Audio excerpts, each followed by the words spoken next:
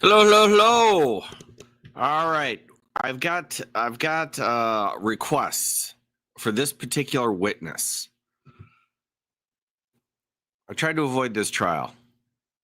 I don't know anything about it. I have not seen any of it, but I have had multiple requests to review the testimony of this particular witness. It's a horrific crime. I don't want to think about it, but the curiosity got the better of me on the witness. So I sat down to review it so I could, do a competent stream. And I thought, that's not your style. Let's just live stream this for as long as we can take it.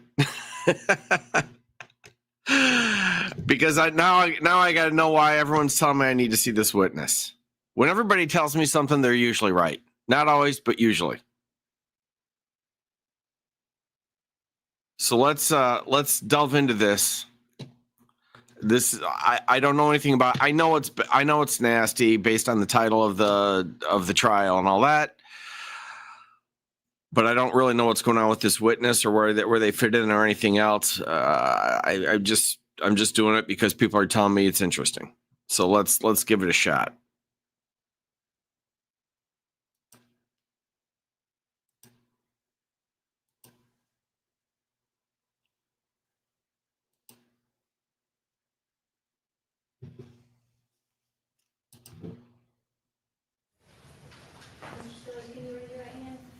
Sure. Do you solemnly swear or affirm the testimony you shall give will be the truth, the whole truth, and nothing but the truth? I promise that I will be honest with you. Okay. I have to either thank or blame Caitlin. Do you have some opposition to Katie swearing? Lynn, who sent this to me, along with the timestamp. Can you affirm that you will be honest and tell the truth today? I just told you that I would be, and I will be. I will be completely honest and transparent in regards to the matter of which we're here today. Okay. And my experience with this circumstance. Okay, great. And can you state your full name? Jason Allen Spillers. All right. How old are you, Mr. Spillers? 36. All right. And you're wearing orange. Yeah. Are you in custody at this time? Not in Cherokee County. Okay. Do you have pending charges somewhere else? Yes, I do. Okay. And does it have anything to do with this case? Absolutely not. Okay.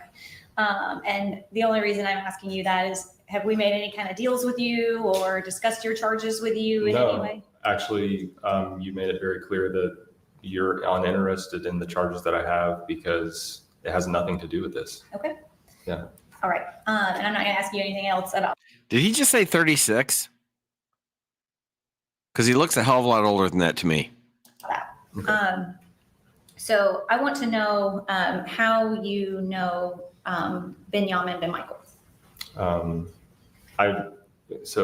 I call him Z. Okay. And I call Chloe a Lexus driver Kawani. Those All are the names of which they were introduced to me as.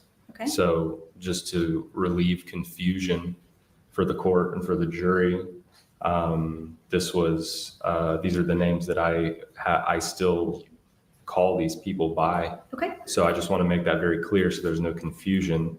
And maybe I just want to make that very clear. So I met Z in April of 2020 through an associate.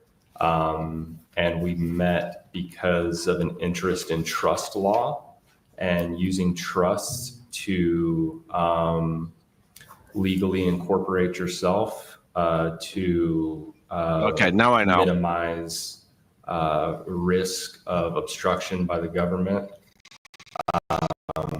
like in the forms of taxes and being able to hold your properties and assets in a trust and making them safer.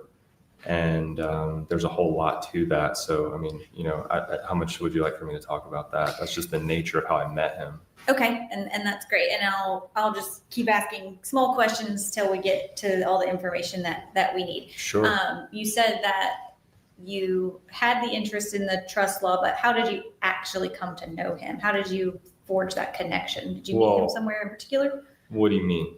Like how did you come to know he exists? Through Peggy Schindler. Okay, so you met him through a mutual contact? A mutual friend. Okay. Yes. I saw Peggy in Whole Foods. Okay. And she was telling me about the trust. Okay. But she perhaps doesn't have the vernacular or the capacity to explain it.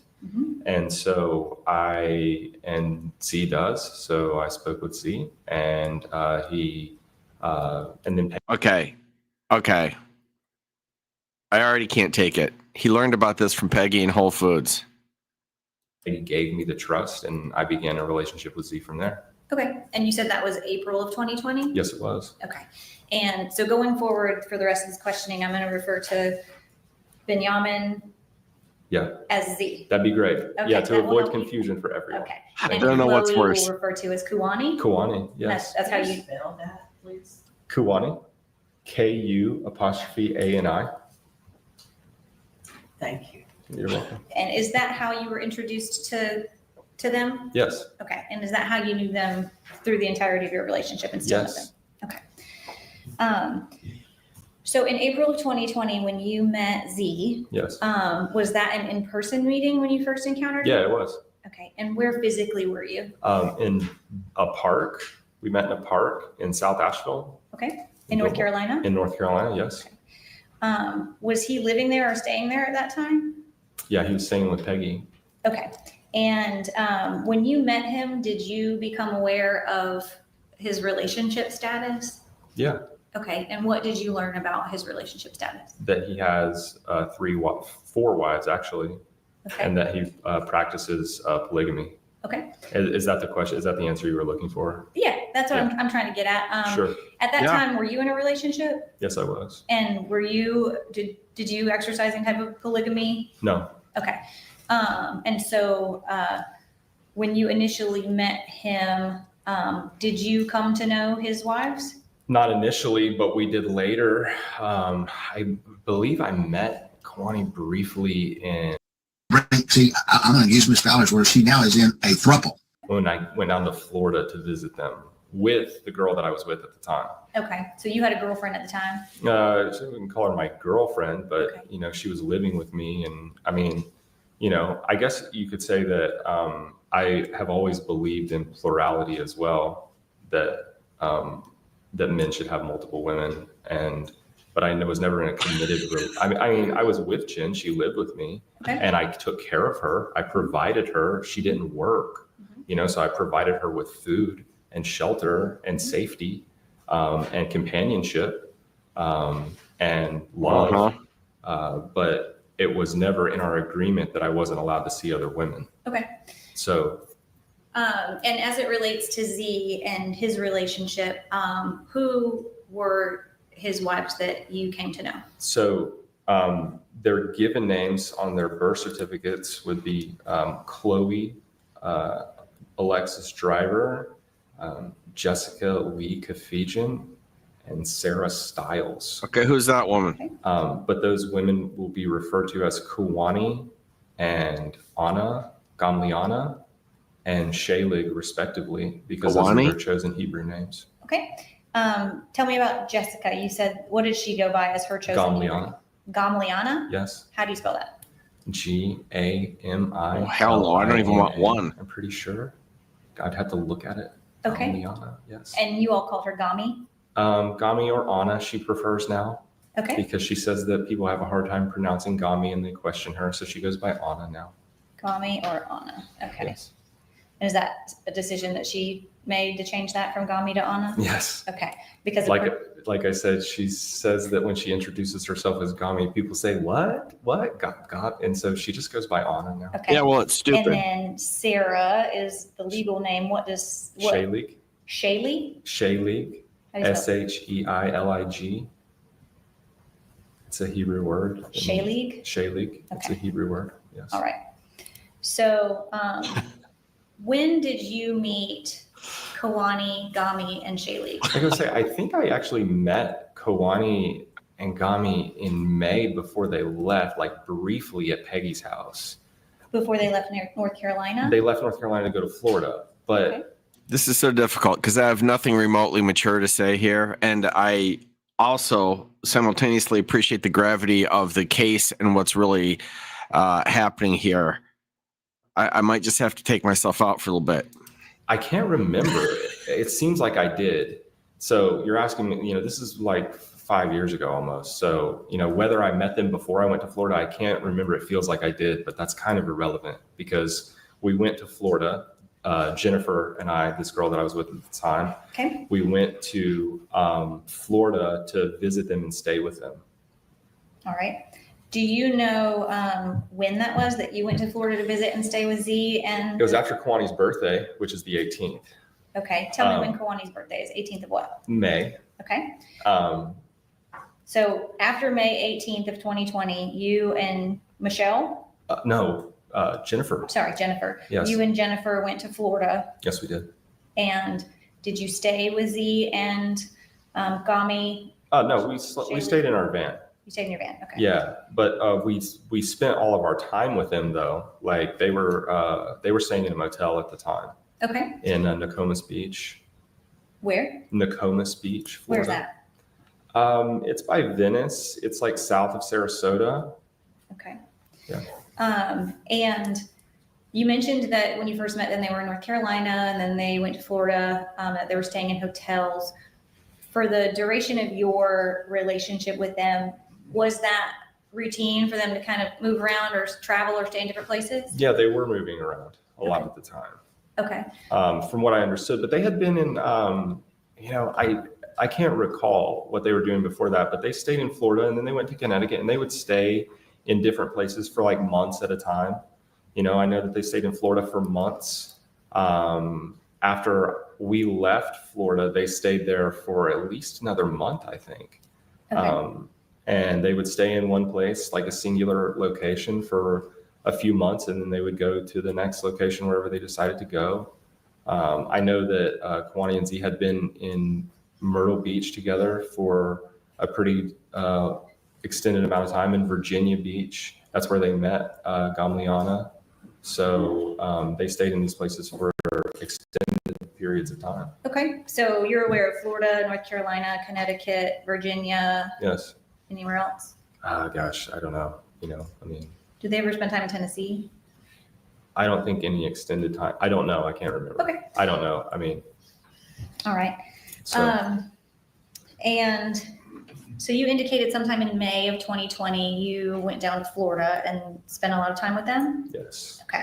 We spent a week down there. A week? Yeah. About Was a that week. the first time you saw Benjamin with all three of the women? Yes, it was. Okay. Yes. And when you first met him and learned that he had three wives, sort of what was your thought process on that arrangement or situation? I thought that was really interesting because, usually you only see that with like religious cults like Mormonism. Even though, scripturally, even, old Jewish and Christian tradition promotes plurality. Like it's promoted in scripture that men have multiple wives, like it's written about all through the Bible. But you don't really see it that much anymore. Perhaps because in it's legal. Mormonism only. And I had spoken with Z extensively about what was happening with his his wives in his situation. And I found it pretty interesting because he was providing care, all of the things that a man is supposed to provide for a woman. Like I said, and it was kind of like something that I was interested in because, like I said with Jen, I provided Jen with food, a place to shelter. She didn't work. I provided her with companionship and love, and I listened to her and I was affectionate towards her. Even though I was never in a committed relationship, but it's like the value of having a wife. All right, listening to her is where I draw the line. These people, they're always the same. They always have the same dopey revelations and think they're special. Life is profound, like the value of having that intimacy that perhaps couldn't be achieved through a non-marital relationship. And so Z had basically taken what I found to be what I wanted in life was plurality, but also incorporating the deep intimacy of marriage with multiple women. And I thought that was highly interesting. And I was very curious to see how that played out and how that worked. And so was Jennifer. honestly, she's like, whoa, like multiple wives, really? Wow. Like, we like, that's different. I mean, you guys didn't send this to me and think you were going to get law thoughts, did you? I'm just curious. Like, we should totally go hang out with him, So we did. So we Okay. went to Florida. Sorry, I'm going to adjust myself. You're fine. My niece. And you said you were kind of interested to see how it played out from Or May. basically, like, we're talking about like the social dynamic Sure. of a circumstance like that, which I think is really like where most people go with that. When they hear about polygamy, most individuals will question the social dynamic of such relationship, and how does that Yes, work? they will. Like, what is the social dynamic between the women, and the social dynamic between the women and the women and the men? I mean, you can see these types of shows. There's shows on television now that promote polygamy and Like Sister Wives. like Sister Wives. Yeah, exactly. And so it's kind of like to see a firsthand perspective of that, of somebody who's really living like that. I thought was highly interesting. I was very interested in what these Okay. women had to say and what they were about. Okay. So was Jennifer. Tell me, you said you're interested to hear what the women had. I got a concept that'll blow your mind. You can do all this stuff. It's called being single. To say and what they Yeah, were. well, yeah, I was just curious how they interacted with each other. Okay. So From May of 2020, when you said that you and Jennifer went to Florida and started spending time with them, how That's much time did you spend with Z and the three women from May until December of 2020? oh, well, there was a lot. I mean, so I went to go see them in May. And then I broke up with Jennifer. I broke it off with Jennifer over the summer. So she actually never saw them again. Okay. And then I stayed in Connecticut at Z's parents' house at the Joyce home in Connecticut in September for, I think I was there for about a little over 2 weeks. Tell me about his parents. What do you know about them? Oh, I love the Joyces. Okay, so his deep marital-like relationship fell apart immediately upon seeing other women. Okay. They're Mike Joyce is great. Is a good man. They're essentially Michelle Joyce is a very they're very powerful people. Like, even they're like really intelligent. They're highly intelligent people, highly well spoken about their traditions and values, and they're very warm and open and welcoming folks. Like, Are they his biological parents still married? yes. Do you know what they do for a living? Michelle sells real estate, and Mike works at a factory. Works at a factory? Like a machine shop. Okay. So you said you went to Connecticut and you stayed at his parents' house? Yes, I did. Okay. And how much time did you spend at his parents' house? Like I said, I was there for a little over 2 weeks, I think. Okay. Was he there with the three women as well? Kanani and Gamiano were staying there, and Shaylee was there sometimes, but her parents also live in Connecticut, so she was at her parents some too.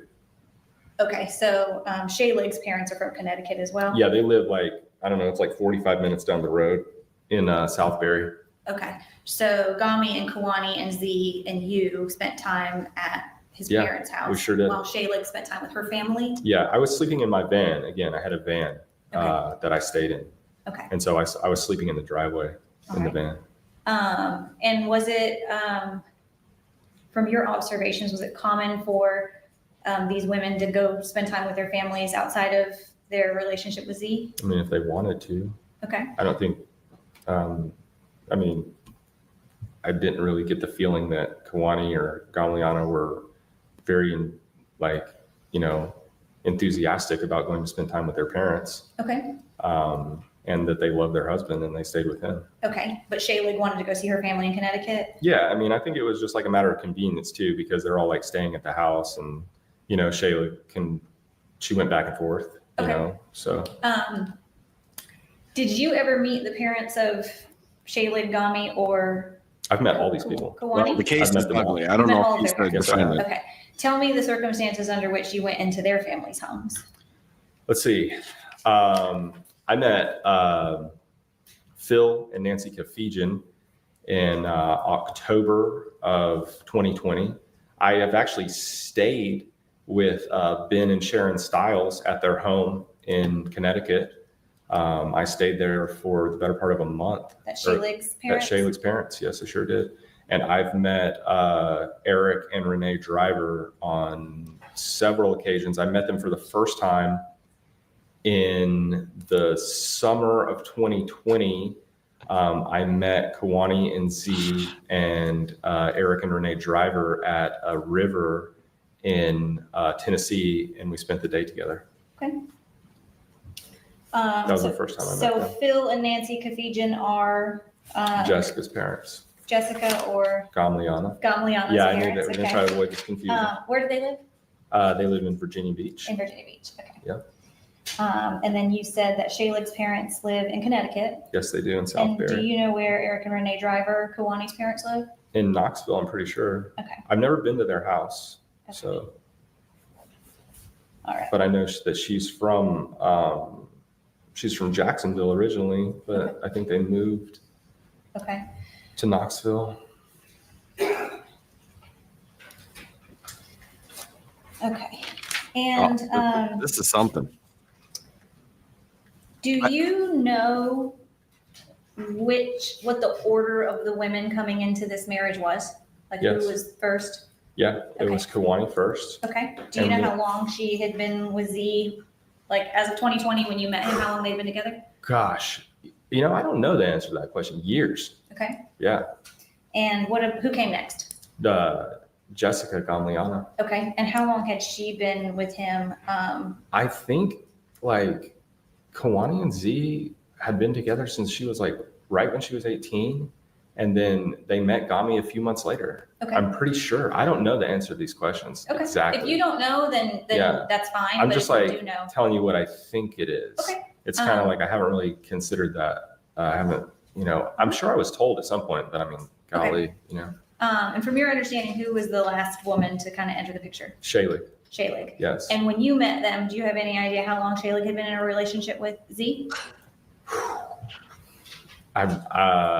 I'm gonna guess like 6 months or something like that. Okay, so pretty recent. Yeah, within the year. It would have been within a year. Okay. Do you still have a relationship with Z? Yes, I do. Okay. And do you know whether Shaylig and Gami are still with him? Yes, they are. They are. They Okay. are very much still with him. Okay. All right. So when we were talking about the sort of the social dynamic of polygamy and sort of your interest in that when you met Z, Yes. what did you observe about sort of his treatment of the women or their interaction and treatment toward him? Like what was that from I your observed a perspective? very beautiful, healthy relationship. Okay. What do you mean by that? All like they would wake up every morning and talk about feelings, which I thought was really cute. Talk And about feedings? feelings. Oh, feelings. Okay. Like they would wake up every morning, they would be in the hotel and Z would wake up with these girls and, they'd all wake up and sit around and talk about feelings. Oh, and sweet how they Jesus. felt that day What? and why they were feeling that way. And he would sit and be patient and kind and caring to them Okay. and treat them the way a wife should be treated, with compassion and patience and love. Okay. And even Jennifer and I, we both observed this. I was actually a little surprised at the amount, like the absence of like petty argument and jealousy, because you have to. It's kind like of you know expect me. That. That's what Jen said too. And I didn't have We it were before. like, wow, this is really like they really have a healthy thing here. The feelings that put me over. They're all interacting with each other. They all share the same type of value for humanness. That like there's a real value here that you don't see in a lot of individuals. Like most people act solely in self-interest, and that's not what you saw with these girls and their man. And it was really sweet, actually. Okay. Like Z was always he was being very kind to them, and they all got along. Like I didn't see, we stayed there for over a week in the van, and we didn't see any bickering, and we were with them all day every day, Okay. like this whole time. And that was You know, the week so- you spent with them in Florida in May of 2020? That's right. Yeah. Okay. Yep. When you left Florida, I asked you sort of the broad question of how much time you spent with them between May of 2020 and December of 2020. Sure. But after that week in May, when did you later spend chunks of time with them and where? Well, like I said, I met up with Z and Kawani and her parents at a river in Mhm. Tennessee. Do you know when that was? Gosh, sometime in the summer of 2020. I actually cannot remember exactly when that was. Okay. And then I stayed with Z. I stayed in his parents' driveway for a few weeks in September. Then I went back home, and then I came to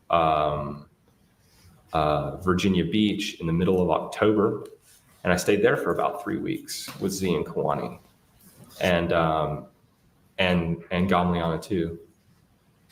Sarah Shalig was in Connecticut at that time with her parents. Okay. So in October, you spent 3 weeks in Virginia. Shaylee was with her parents. That's right. And Kuwani and Gami and you and Z were together in Virginia? That's right. Okay. I want to get signed back into this computer.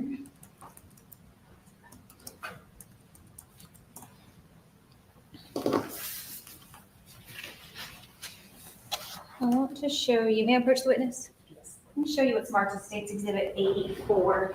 Do you recognize who this person is? Yeah, Okay. that's Gami. Okay.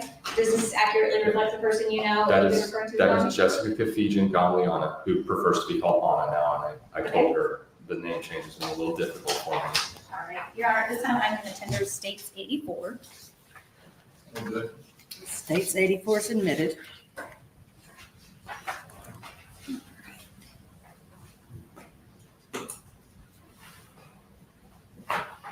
Permission to publish? Yes, ma'am. Okay.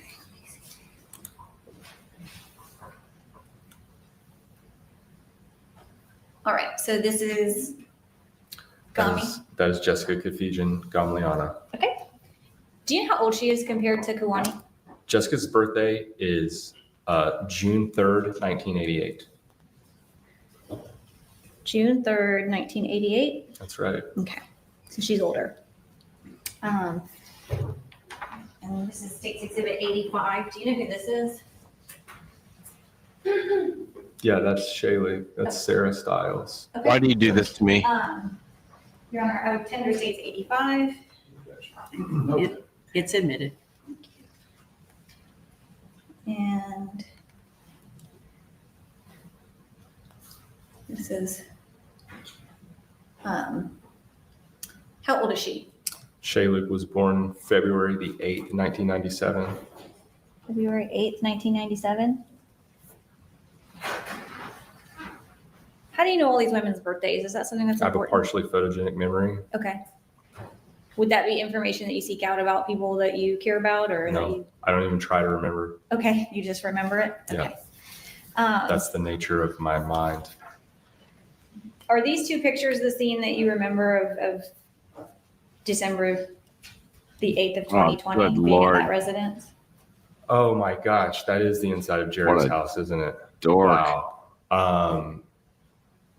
Yeah, I don't know the inside. I was gonna say because I see the picture of Shaylee there, and I'm like, wow, that's really messy. Like, because they never kept a messy place, you know. But Jerry does. Okay. So I see that there. That is the inside because like you see all the dirt and like just like it's kind of nasty looking.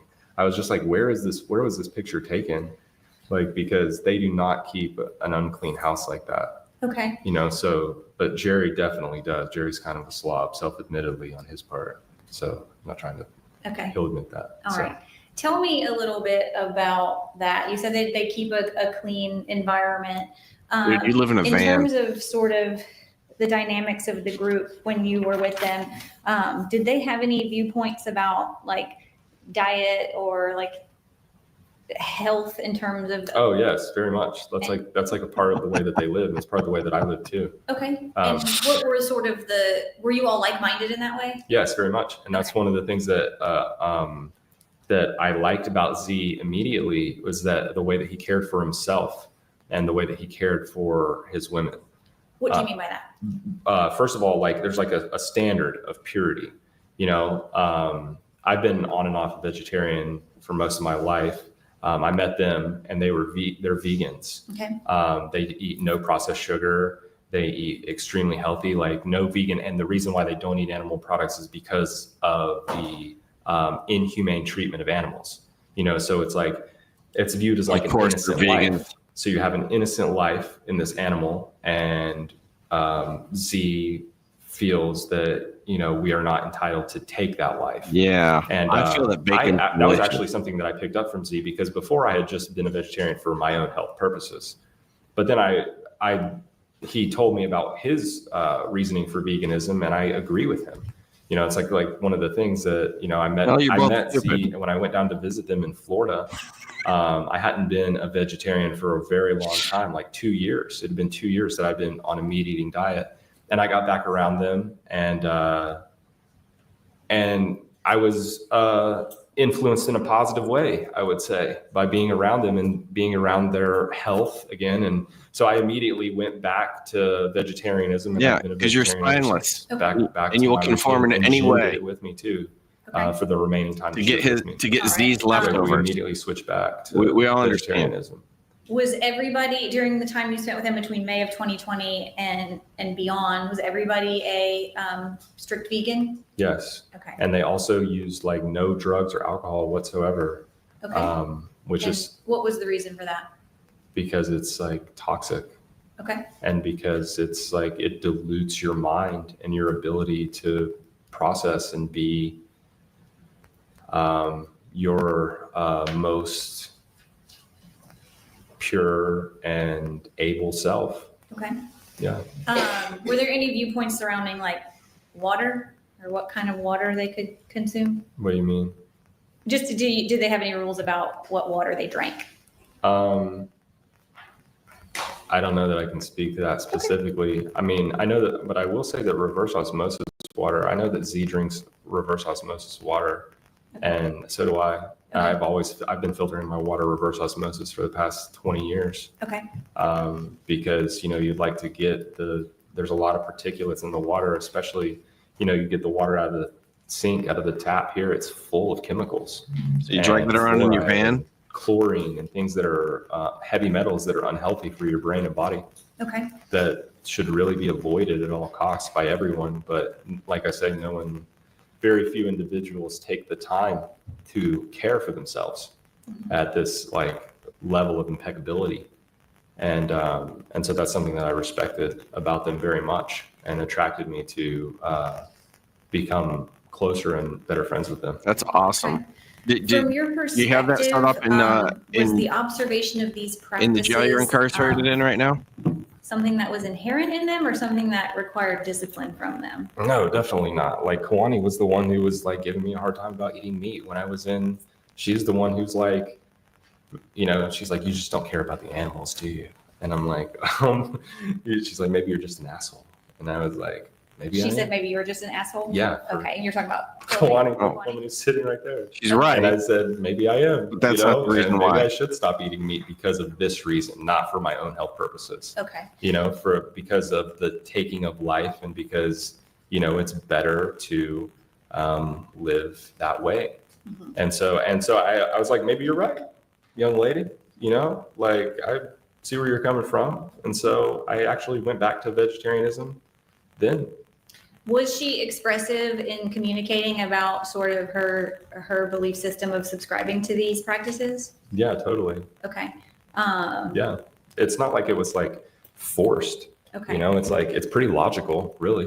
You know, Okay. it's like, and it's like, it makes sense. It's like, this is impeccability. This is taking care of yourself in the highest regard. This is eliminating toxic waste from your body.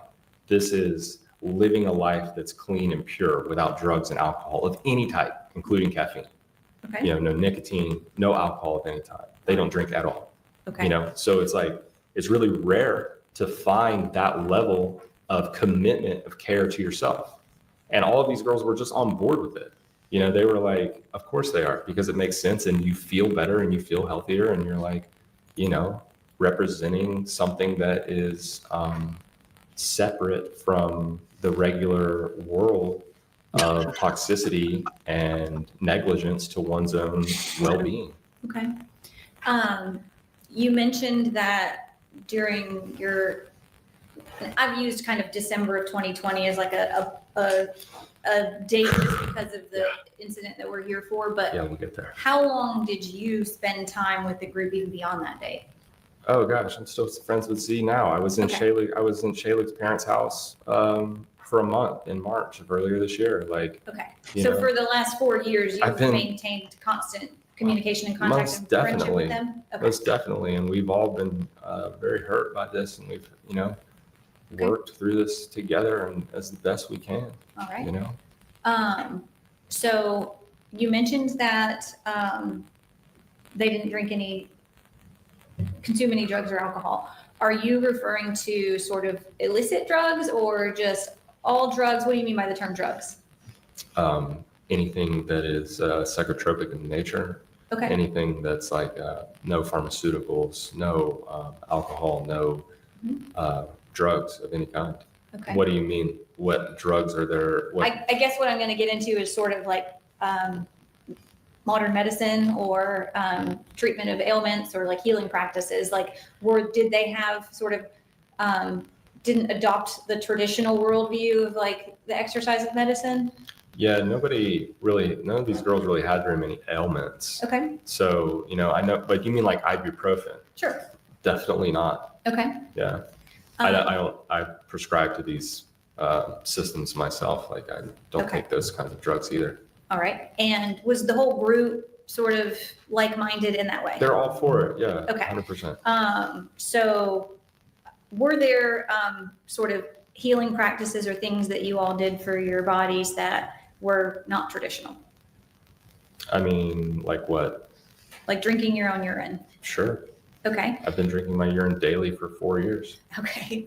Yeah. And can you tell me, like, obviously that's not traditional in a broad. Well, it was in the past when people understood their bodies. Okay. Now we've become so deranged and diluted and essentially live in a psychotic society of mental illness and addiction to pharmaceuticals and alcohol and toxic food that we have become so diluted. Guilty as charged. We're so psychotic, we don't drink our own urine as the rule. And separate from what it means to be healthy on the deepest and most fundamental cellular levels that we would, describe an attempt to achieve homeostasis in the body. Mhm. So urine therapy is non-traditional I get your in today's homeostasis right modern here. terms of, our deranged society, toxic society, but it's actually written about by medical doctors. It's written about by people all over the world. There's if you go online and look up urine therapy, there's like 15 books available written by allopathic medicine doctors, homeopathic medicine doctors, written by shamans and gurus from the East, written about by regular everyday people who have healed themselves, who claim to have healed themselves of things such as cancer by drinking their urine. Okay. And it tells all about, if you want to do your research, urine is from the word orin, meaning light. And basically it's like when you go to an oncologist and they take a urine sample instead of a blood sample, that's because the urine Means light? of the malfunctions in your body. And so allopathic, homeopathic, Oh my God, does that mean I have a lightsaber? and people from all types of different natures write about, the photonic realignment of your DNA through urine therapy. So urine has like discarded nutrients in it, but those nutrients have passed through your kidney and bladder and are now contained within orin, the light production of your body. And it needs to be understood, and this is just like very common programming in the world, that urine is waste, and it's literally an antiseptic. It's the opposite of waste. Your stool is your waste.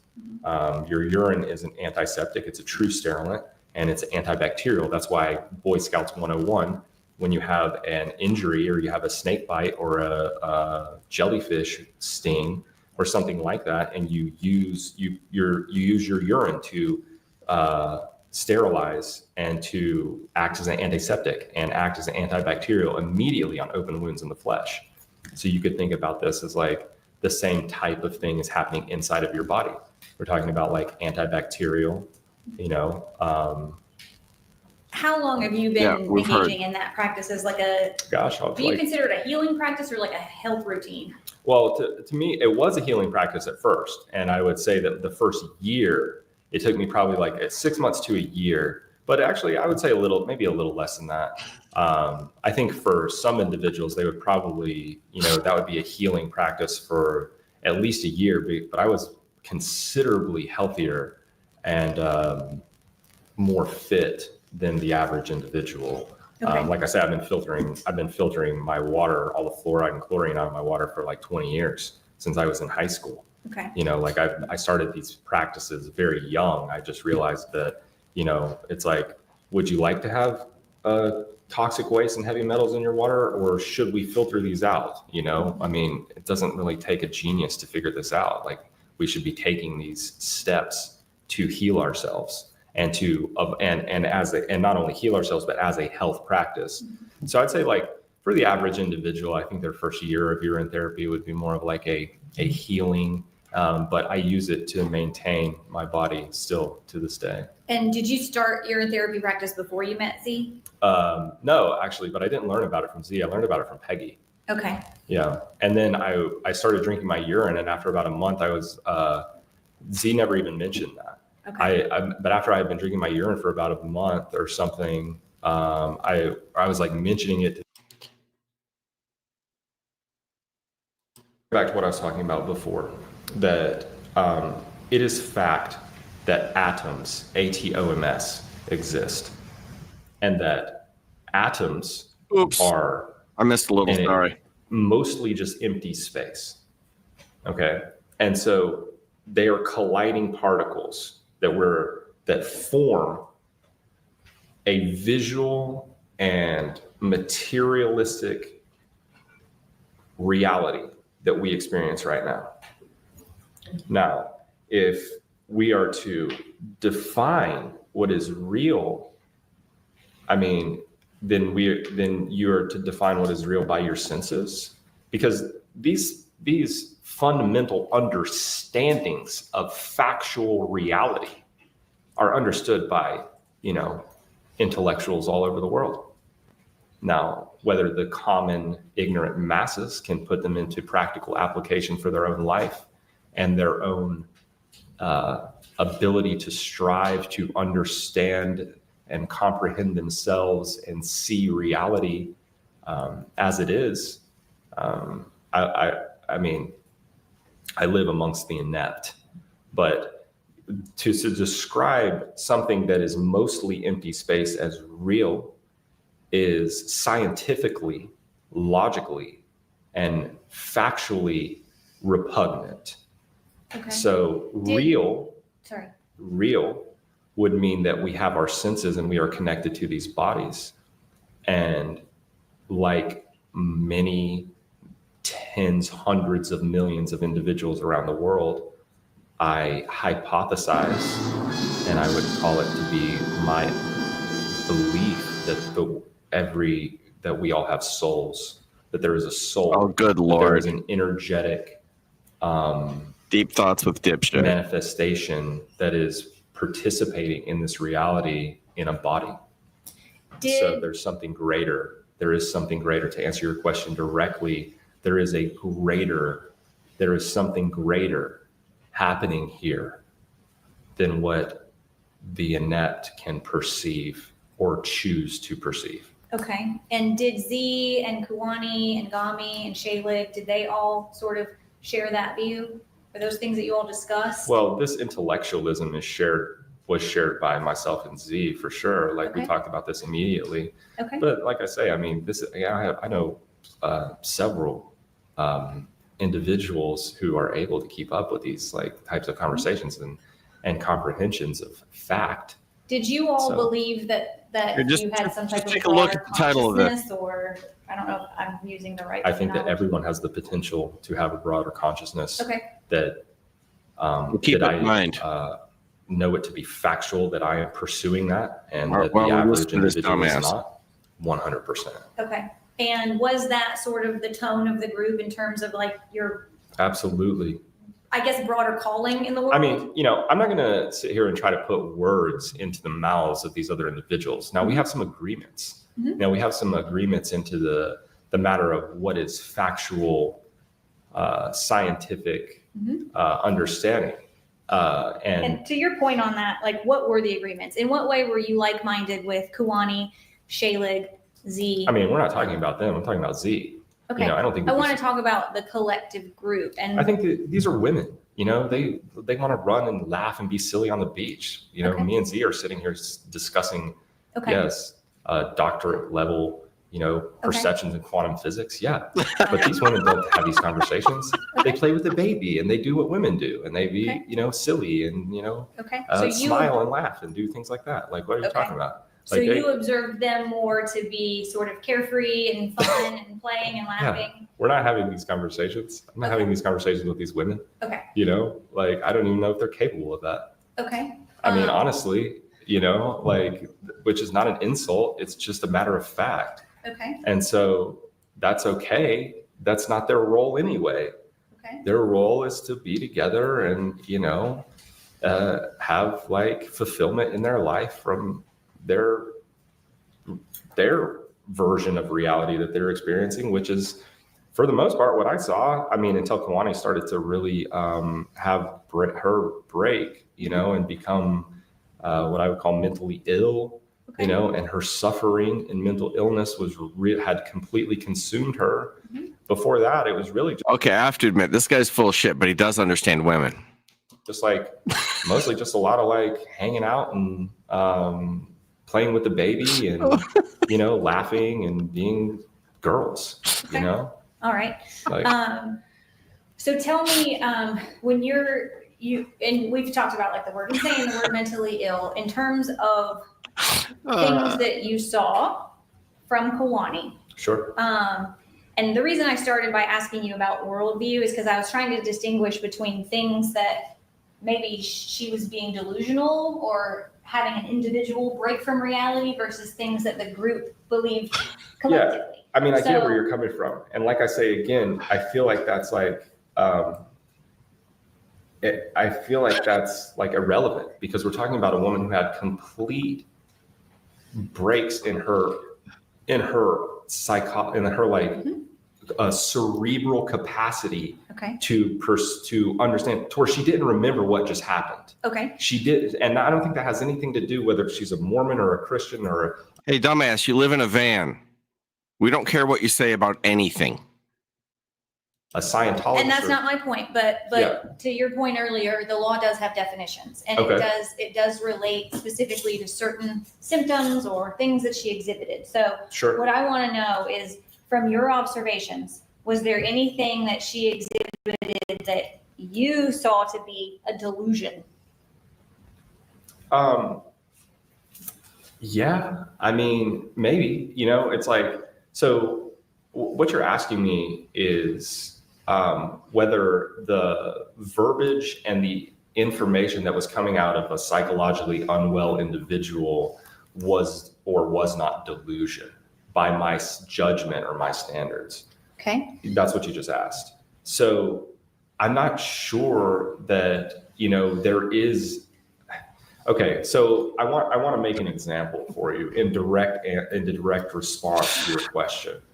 There are individuals who, and this is documented, there have been massive case studies on individuals with things like autism, or things like there are, other psychological unwellnesses that we could call them, classify them as mental handicaps, as they would be labeled by society, who have these incredible abilities to give us information that is perhaps unperceivable by a mind. So what we're talking about is frequency and bandwidth. So with some of the things that I saw and heard Kanani say to be delusion, yes, but did I also in her like deranged mental state. See, like, it's like, so what is delusional? Like, what, like these questions, it's like, yeah, I mean, she was outside of her mind, blabbering about complete nonsense sometimes. Okay. So tell but me, when she would come back, let's be specific. What was the complete nonsense she was blabbering about? gosh, I can't even remember specific things. I mean, but there's also like, okay, so so we have to really dissect the mind here to understand, because there was an event that happened on That's it. Nobody ever listens November to rambling 25th, except me. which involved a woman who was Just pulled off on the side of the road. Now he has was an having audience. He's a big guy. An episode, I guess you could say. And this woman pulled off on the side of the road. All right, let me stop you for a second. What do you mean by episode? What did you observe? What did she say? Okay, so we'll begin there to come back around to what I was saying. Okay. Because it was only after that day that's that I saying something, isn't heard it? Kanani mention at all the safety of the child. Okay. And that was on November 25th. And Of it was 2020? it was because of this woman who had this psychotic, drunk woman who was on drugs and who was threatening us with gun There's a woman to violence. blame. Let me back up. On November 25th of 2020, where were you guys at? We were at Peggy's house, In what state? North Carolina, Asheville, North Carolina. Who's Peggy? Peggy is who is Peggy? Peggy is Schindler is someone that I've known for like 20 years. Friend of mine. Okay. Yep. I used to work with Peggy's daughter at this sports bar called Hickory Tavern. Okay. And We don't need to get into the weeds. I'm Yep. just trying to provide them some context of who Peggy is. Peggy's a friend of mine. Well, let's for hear about 20 the years. Hickory All right, Tavern. So Peggy's got a house in North Carolina. Yep, You sure all does. were Is this spending where time you at Peggy's learned all house. your That's right. genius Who was speed there? drinking plans? Me, Shaylee, Kawani, Peggy, Z, and Nimsy. Okay. And how long did y'all spend at Peggy's house around that That time? day, Just that day? I mean, no, we were around Peggy's house a lot Okay. You And know, you it- specifically referenced November 25th. Why do you know that date? because that was the day that this woman pulled off on the side of the road, and I feel like I think that was like a real turning point for Kawani, which had massive effects on her psyche, which led to the death of Nimsy. Okay. So tell me on November 25th, you're talking about this woman, which we'll get into that in a minute. Prior to this woman being involved, what were you observing of Kawani on the 25th? On that day. Yes. Okay, so it was actually a pretty normal day. Like, she was being like relatively calm and clear, and Wait, so he's not a defendant in this case? I don't know about this case, but I know what the result is by the title of the case. And I just want to see this guy fry. But I don't even think he's a defendant in this case. I think he's just a witness. like you could tell, like I could always tell it in her eyes when she'd be in a certain place, and then something would trigger her and she would just lose it. Like, I mean, like her eyes would change, and she would come back and she would not remember what happened. And What do you mean she would lose it? What would she do? gosh, all kinds of things. So this day, she was in it, and she'll start shaking and attacking Z and attacking the other girls. And she's tried to attack me before, and never the baby though. Well, here's a clue. If she hangs out with you, she can't be stable. That needs to be clear. Never the baby. Because I would have nipped that shit in the bud. I would have not tolerated that, and and I don't think Z would have either. Like they, so we were at Peggy's, and she starts and then she just runs out the door, like for no reason, like no clear and definable reason whatsoever. So I want to know, what did you see? You saw her shaking. Or just being it's like, she's just being like, she would get this look in her eye, like she was absent, So she had an absent look in her eye and she was shaking. Did she say anything? She'll scream, and she's like, I have to go, I have to get out of here. And she starts screaming, and we're like, Z's like, honey, calm down. He's trying to, was constantly working so diligently with her and being so patient and kind, and working with her, because she would come back from these episodes and she'd start crying, and she's like, I don't know what's happening, and she'd just completely lose her mind. I don't know how else to describe it. This day she just took off running, And we're on Overlook Drive, which is a really dangerous road because there's been people killed on that road before, literally. And pets, all kinds, it's like there have been major accidents. People fly on that road, and it's known that people go really fast through there. And so Z was like, I was probably in a little better shape than Z.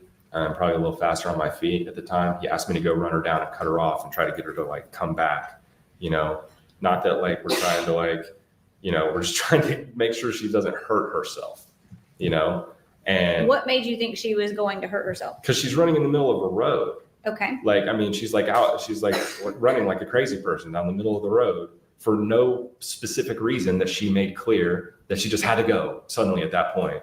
And she made no specific reason clear why she was doing that. She made no specific, like, she wasn't trying to go anywhere. She wasn't she had no real purpose. She's just like, an endangerment to herself and to others, like she's running down the road, just like In traffic? in traffic, Okay. belligerently. And Okay. so I'm like, okay, yeah, we probably should like try to get her back. And so I ran down and I cut her off, and she ran back towards Peggy's house in the middle of the road now. And I'm like trying to avoid cars, and like their cars are stopping, and like she's just like running. And she finally like tired out and sat, and then she was sitting on the side of the road, collapsed, crying. And Z asked me to pick her up and carry her back across the street to our house. You said she was So- sitting? She was sitting like on this, like almost like on the side of the road, pretty much. And the shoulder is like very narrow on that road. So we're in the road, Okay. like towards the white line. All right. And did she articulate anything at that time?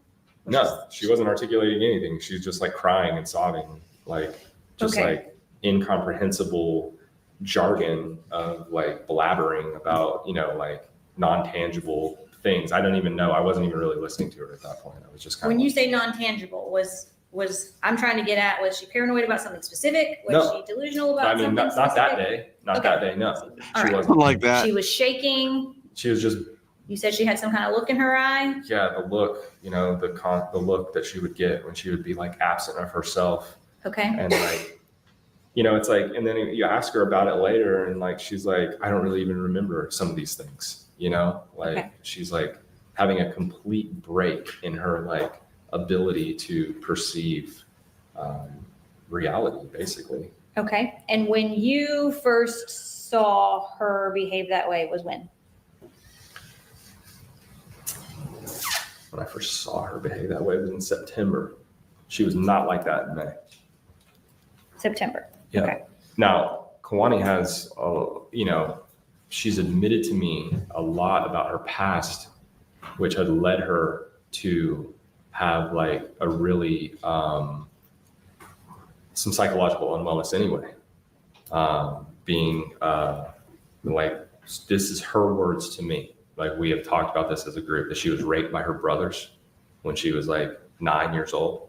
That she had an older brother drug dealer who sold cocaine, and she was doing cocaine regularly by the time she was 9 or 10 years old, forced to have sex with her older brother's friends when she was like 10, 11 years old.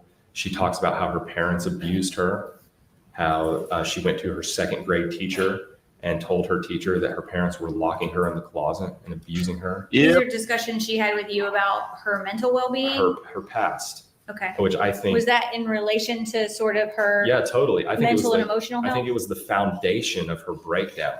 The foundation of her breakdown and the mental unwellness began in her childhood, not like when she was like, 20 years old. Like these Well, seeds Clearly, were she had already issues or she sown wouldn't hang out with you. by the people that cared for her. And, I remember her saying things like, yeah, my brother's penises were really small, so it wasn't that bad being raped by them.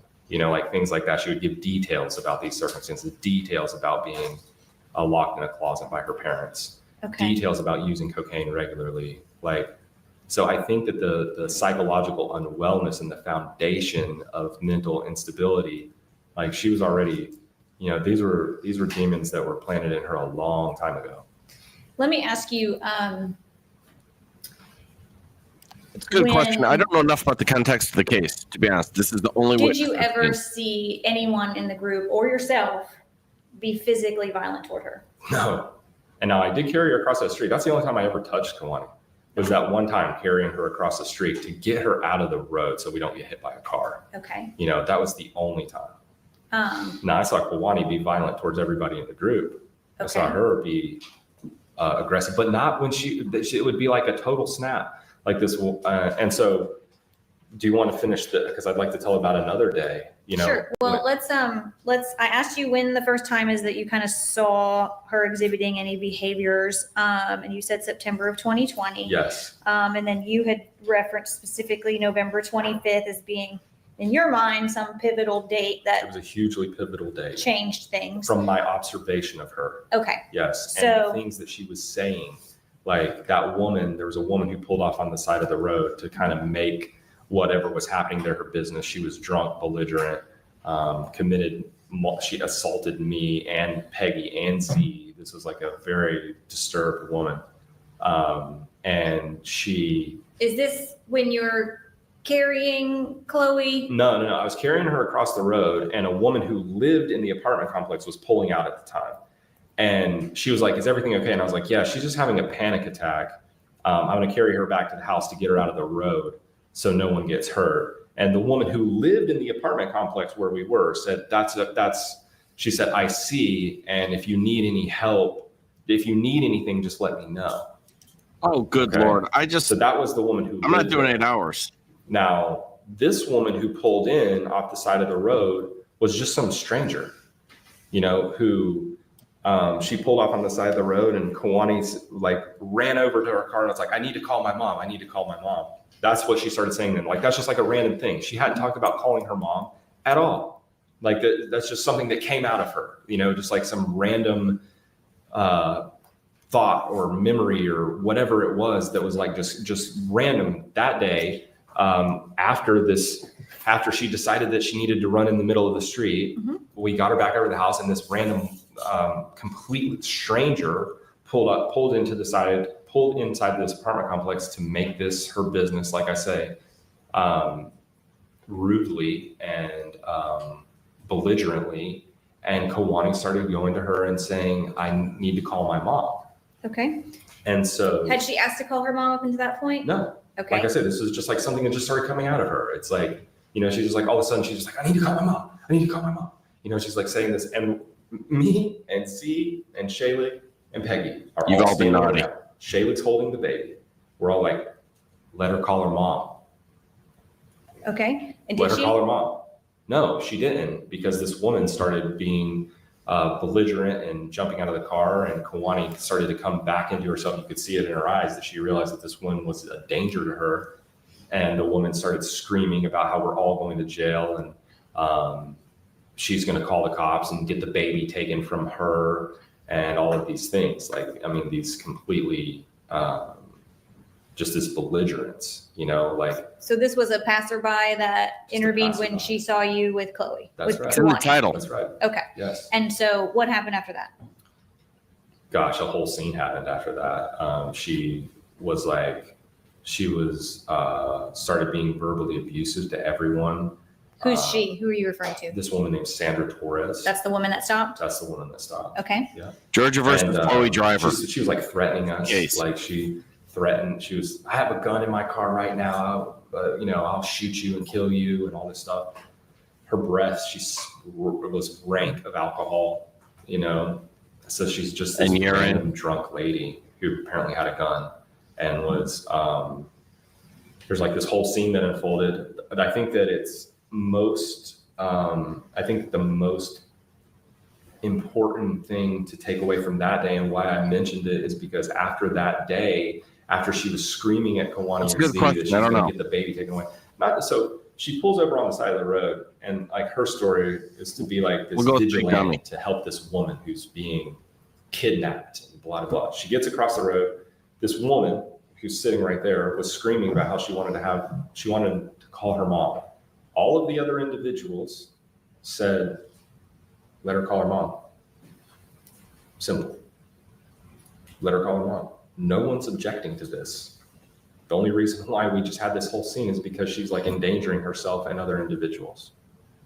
Let her call her mom. Sandra Torres makes this into like, we're all very calm, you know, at this point. Like, we're like, okay, we got her out of the road. That was like our goal. You know, we got her out of the road, and now we're just calm, waiting for Kanani to calm down. Whatever conversations, whatever care we need to show her to get her back into a calm place. Thank you, Allie. We would do. And this woman is just like aggravating this situation, you know, with her own like, you know, drama. And she threatened to have the baby taken away and that she was going to kill us. And it was only after that day that there was anything in Kawani's delusional speak. You know, like I said, we have to define what is, you know, in her delusional speak, in her blabbering, when she would go outside of her mind, outside of herself, and her eyes would change, and she'd start to be erratic and sometimes violent. That was the first time ever after that day that she said anything in those states about the baby. And after that incident, what was it that she said about the baby? It started as, I need to protect the baby. Okay. Like the baby's in danger. The baby's in danger. Something's going to happen to the baby. And she was also talking about that woman saying that she was going to kill us.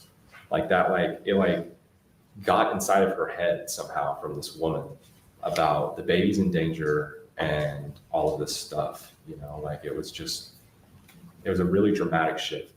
So as it relates to that dramatic shift that you just described and her feelings about Hannah Yes. and the baby, That's why I mentioned it. was it always she had to protect Hannah? Those were the things that I heard her saying, that she needed to, the baby was in danger, and, you know, like the baby, and then it started to develop after day, because this, you know, Nimsy died like less than 2 weeks after that. Okay. You know? And so did she ever articulate who she thought the baby was in danger from? Not really. Okay. No. But in terms of the things she was saying, it was a paranoia of her needing to protect Hannah. Yeah. And then there was talk about how the baby is going to die. Like Okay. I heard her say that. I never heard her say, I'm going to hurt the baby. I never heard her say, I'm going to kill the baby. I never heard her say anything like that. I did hear her say the baby's going to die. I have to protect her. Okay. And when So- she said the baby's going to die, it was in the context of her role to make sure protect she this didn't. child. Yeah. Okay. Which it was still like coming out in this like really delusional, paranoid, schizophrenic. Okay, so whatever she's you the wanna label defendant. these things type of way, manic.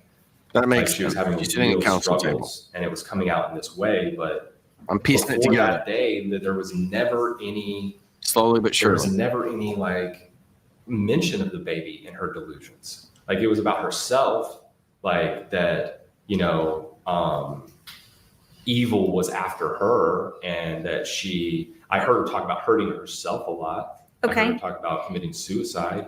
I So- watched her injure herself by punching herself in the face many times. No, I know less. And, you know, I've watched her be violent towards everyone else and never towards the baby. And there was never even mention of the baby until that day. Okay. So you said prior to that day where Sandra Torres said the baby's going to get taken away, then she started having delusions or paranoia about protecting Hannah. She did. Okay. Yeah. Prior to that, you just mentioned a second ago that she had delusions or paranoia or whatever Yeah, word you want to use. I don't know related that I'm to covering her. it. What were her manifestations related to her that you perceived to be some type of mental health related incident? What types of things would she say about herself? That she was like, you know, in danger of evil, and like there was all this evil in the world. And but see, there you go. We're talking about like things that are coming out of her, that so it's like she wouldn't remember saying these things. Like she would have these episodes and not remember, but some of the things that she was saying are valid. There is a lot of evil in this world. There's a lot of evil in this room. So it's like, There sure is. that a delusion? I don't think so. You know, it's like, is that delusional to say that? Is she in a delusional state when she's making these proclamations? Yes.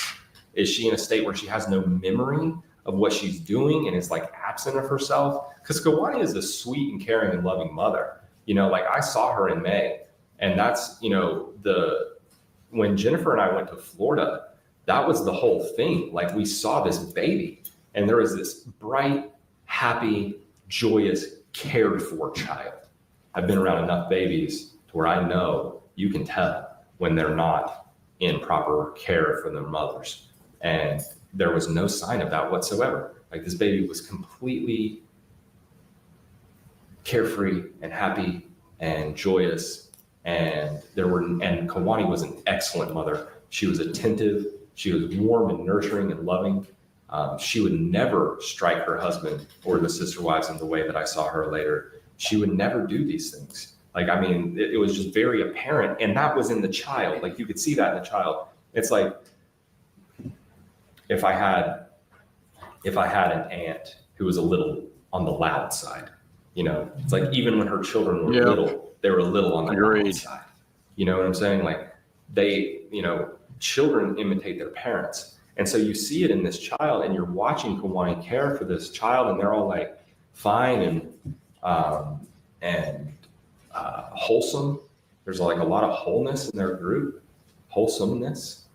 And the baby was just fine. Like I wouldn't have continued a relationship with these people. The foundation, because I like Z. I did. And when I first met him, you know, he's a highly intellectual individual who likes to, and we shared a lot of worldviews that are based on fact and science and understanding of like, you know, teachings and things like that. So we hit it off.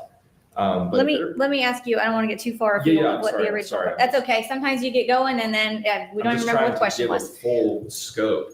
I get it. Yeah. So I want to narrow back in on, you said you had seen her punch herself or injure herself? 100%. Had you ever seen anybody else restrain her or physically assault her? Not like that.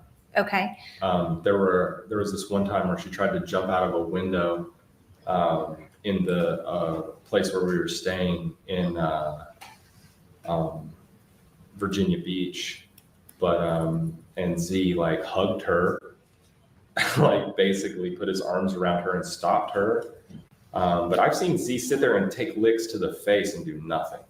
You know, like I've seen these other girls be abused by Kawani in her delusion. Like I say, she never did that. And when she would come back, she would start crying, and we'd talk about what had happened and how she was attacking people, and she'd start crying, you know, and have like an emotional breakdown. Like she'd just be like, I'm so sorry, you know, and like she's just not that way. Like Kawani's not really like violent like that. Like she doesn't hit. I mean, I had never seen her do that in a clear, and like I only saw her do that when she was like losing her mind, as I say. Okay. You know, and this just continued to get more and more intense and severe as time went on. All right.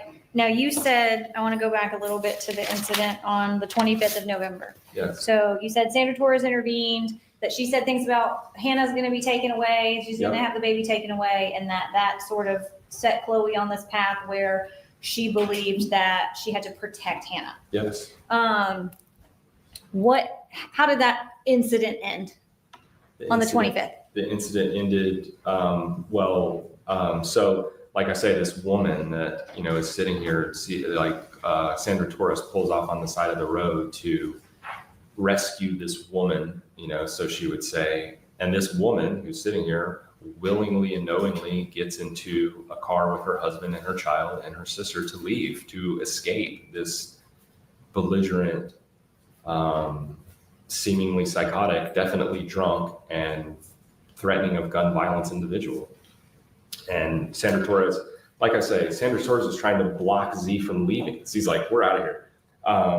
Sandra Torres goes into Z's car. Now, this is a random person. You know, keep in mind, this is just some woman that pulls off on the side of the road, decides to make this her business. Kawani's screaming about how she wants to call her mom. We're all standing around. Let her call her mom.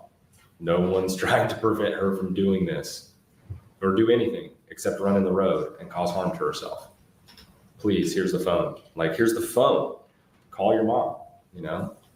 She never did call her mom. She was just being belligerent. And so was Sandra Torres. And then Sandra Torres gets out of her car and goes over to Z's car and takes the keys out of his ignition. So keep in mind, this is a stranger who pulls off on the side of the road and then goes into a man's car who's being calm and cool and let my wife call her mom if that's what if that's going to make her feel better.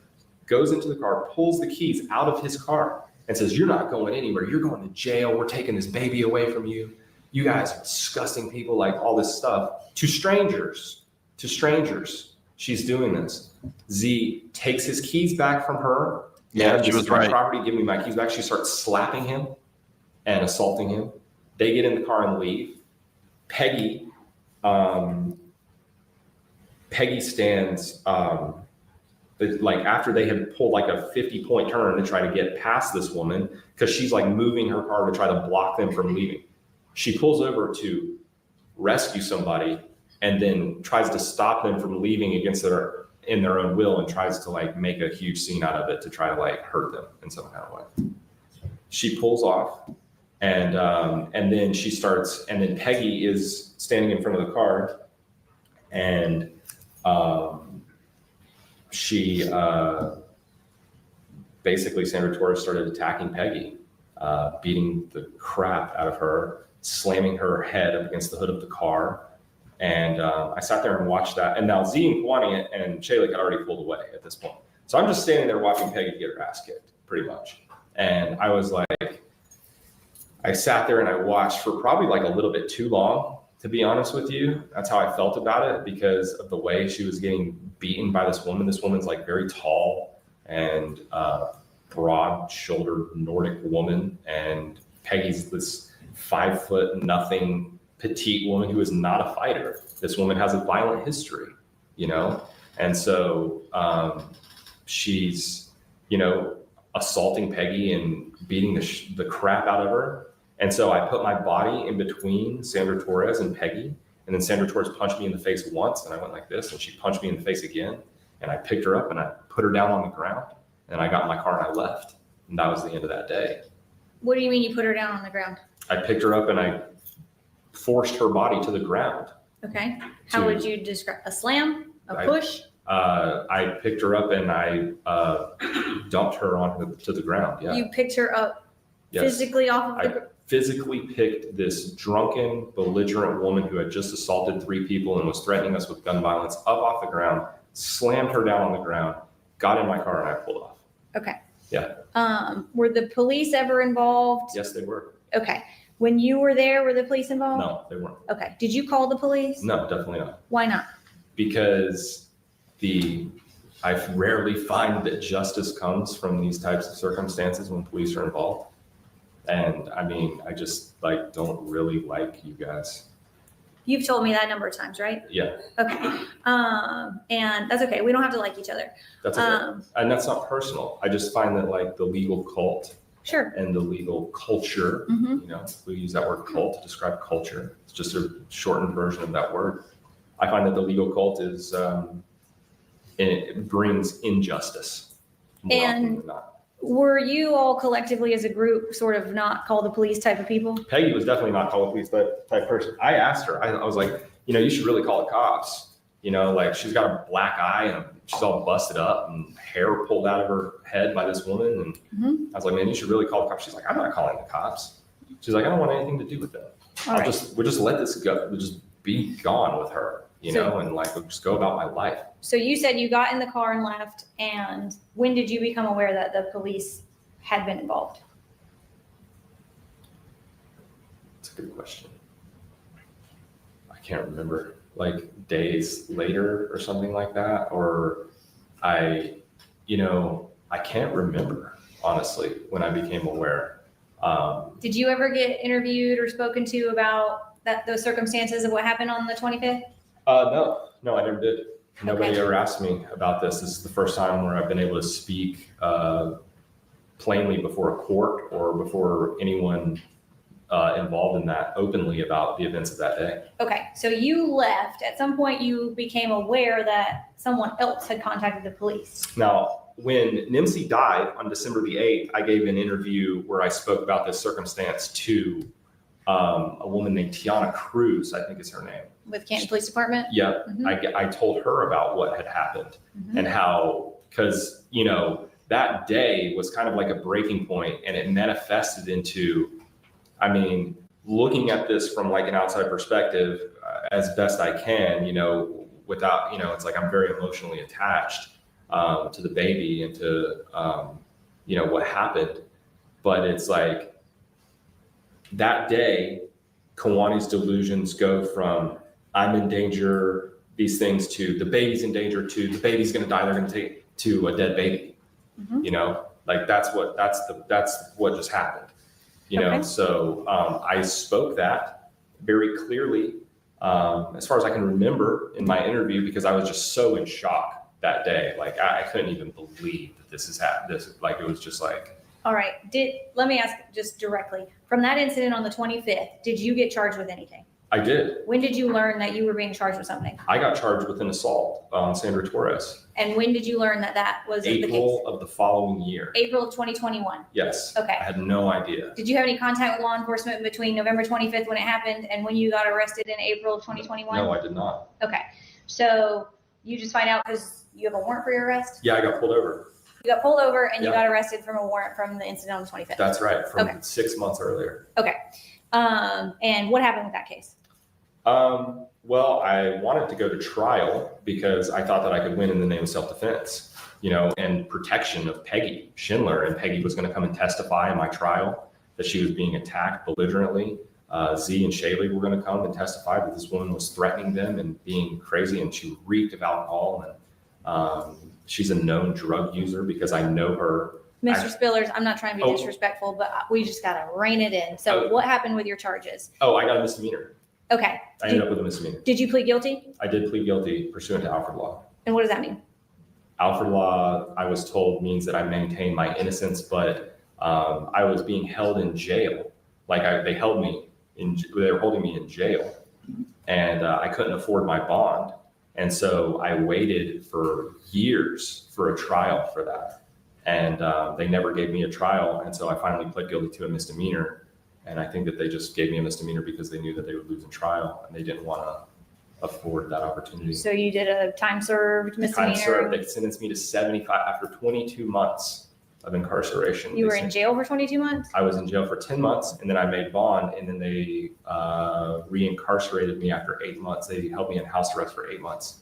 Okay, All so over that's this. house arrest. Yep, all over that. And then you pled guilty under Alford, Yes, which to is be just released from jail. to a misdemeanor. Do a misdemeanor. Okay. That's right. All right. You mentioned that after that incident, Chloe started having, Okay. Here's the deal. I've had enough. I understand why you guys sent it to me. He is an incredible a-hole. He's out there. He's dumb as a stump. He sounds like every cult member since the beginning of time. He thinks he has never had an original thought in his life, and he thinks everything he says is deep. I'm losing my mind. But now, what I'm gonna do is go to the verdict. I can't do this whole trial, but apparently the verdict came down today. A lot of you know what happened, but I don't. So I've gone this far. I want to see the end. Let's do it.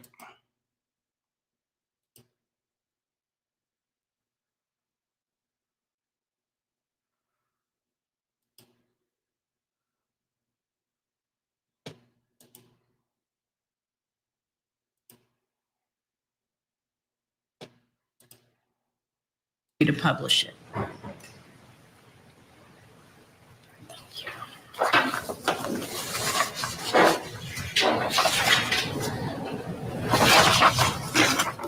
He'll give that back to the foreman.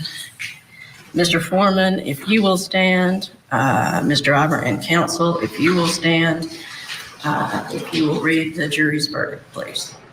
For each count below, we, the jury, find the defendant, count 1, malice murder, guilty beyond a reasonable doubt, but mentally ill. Count 2, felony murder, aggravated assault, guilty beyond a reasonable doubt, but mentally ill. Count 3, felony murder, cruelty to children in the first degree, guilty beyond a reasonable doubt, but mentally ill. Count 4, aggravated assault, guilty beyond a reasonable doubt, but mentally ill. Count 5, cruelty to children in the first degree, guilty beyond a reasonable doubt, but mentally ill. So found this 20th day of November, 2024. Thank you, sir. Mr. Bailiff, if you will allow counsel to inspect the verdict form.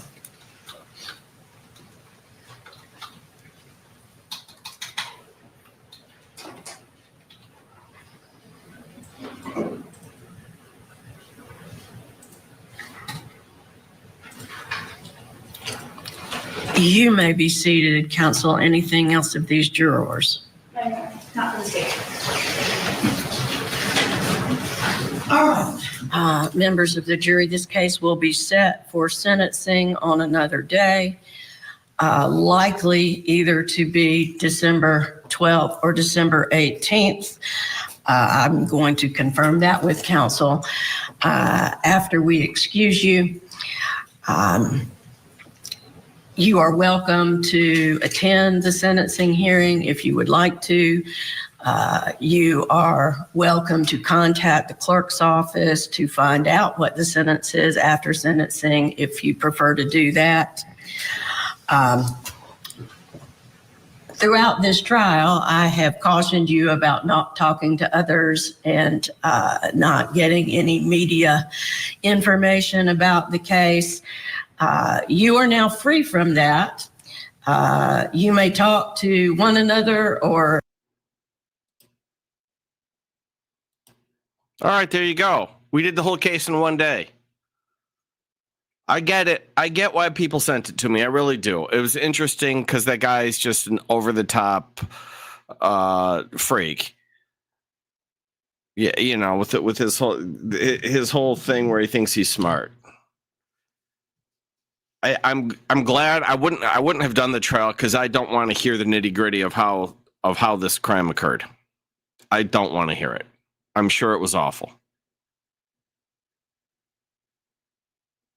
I know the result, and there's no way to reach that result without it being awful.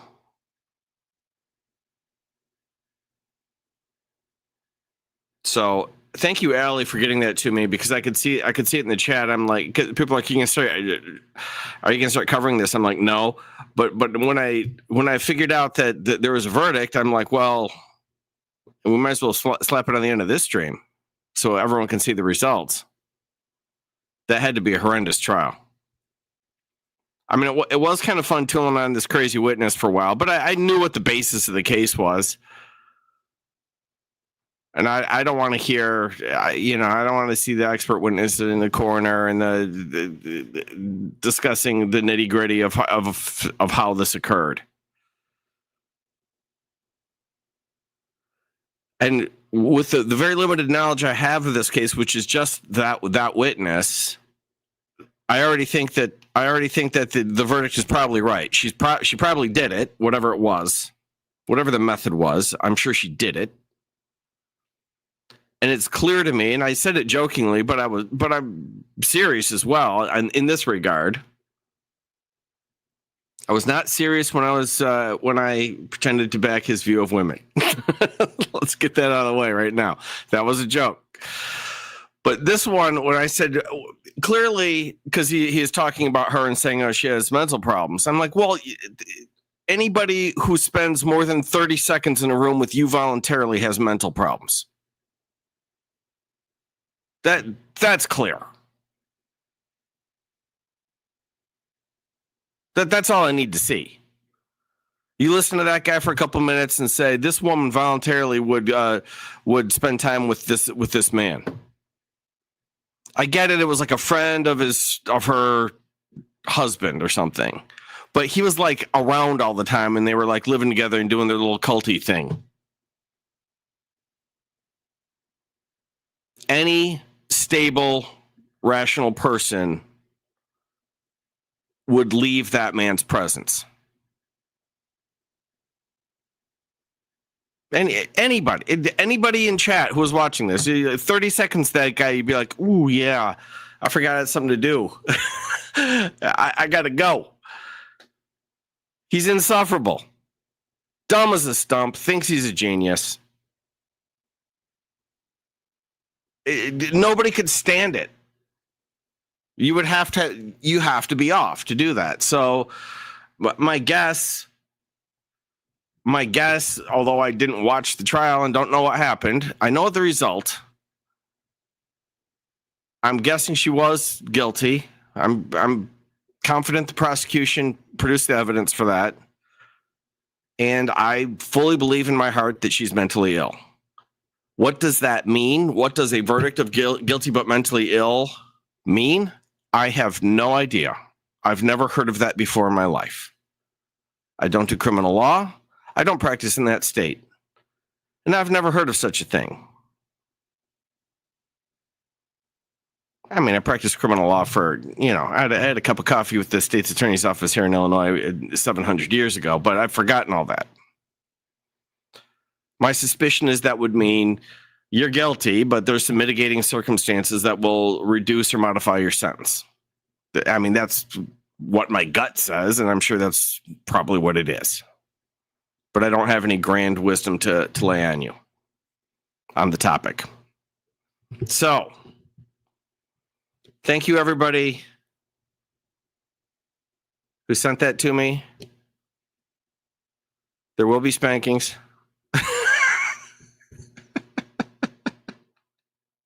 It actually really was fun, but I'd had enough. This guy's like going nowhere, not saying anything. I'm like, okay, I got the point.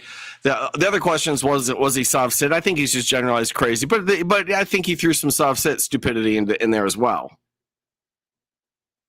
Just generalized sort of bad ideas, or like not even all bad. Like, yeah, he's sitting there talking up the notion of health. Well, okay, everyone's pro health, or getting impurities out of water. Okay, I suppose I don't have anything. It's not like that, but it's just the condescension or the idea that he thinks that that anybody but him is just stupid. It's insufferable. Meanwhile, again, he lives in a freaking van. It tours around the country and sucks up to some dude who's got multiple wives. Again, probably in the hopes that he can get some, get some leftovers because he doesn't have a lot of other options in life. And you're going to masquerade as intelligent. No, you're a moron with no options. Engaging in a pointless life because you've deluded yourself into thinking you know something. Not only is it dumb, not only is it obvious, it's also common. It's the standard dipshit cult member profile.